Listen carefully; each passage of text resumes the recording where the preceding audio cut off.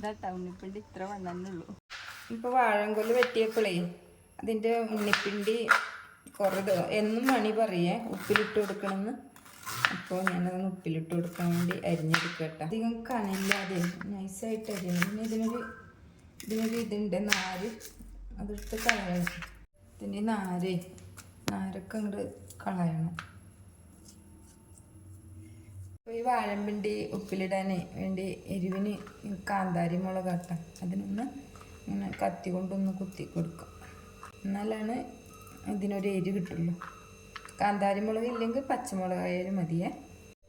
ഇനി അരിഞ്ഞു വെച്ച വാഴമ്പിണ്ടി കുപ്പിയിലേക്ക് ഇട്ട് കൊടുക്കട്ടോ. ചില്ല് കുപ്പിയിലാണ്, ചില്ല് കുപ്പിയാണ് ഉപ്പിലിടാനൊക്കെ നല്ലത്.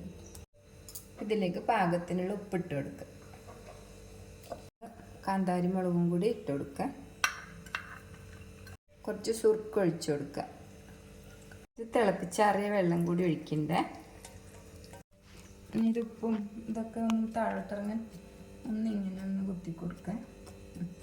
ഉണ്ണിപ്പിണ്ടൊക്കെ ഉപ്പിലിട്ട് സെറ്റാക്കി വെച്ചിട്ടുണ്ട്. ഇതിന് ഒരു 3 ദിവസം കഴിയുമ്പോൾ നമുക്ക് എടുത്ത് ഉപയോഗിക്കാം കേട്ടോ. ഉപ്പും പുളിയും എരിവൊക്കെ പിടിച്ചിട്ടുണ്ടാവും. കുട്ടികൾക്ക് നല്ല ഇഷ്ടാവേ.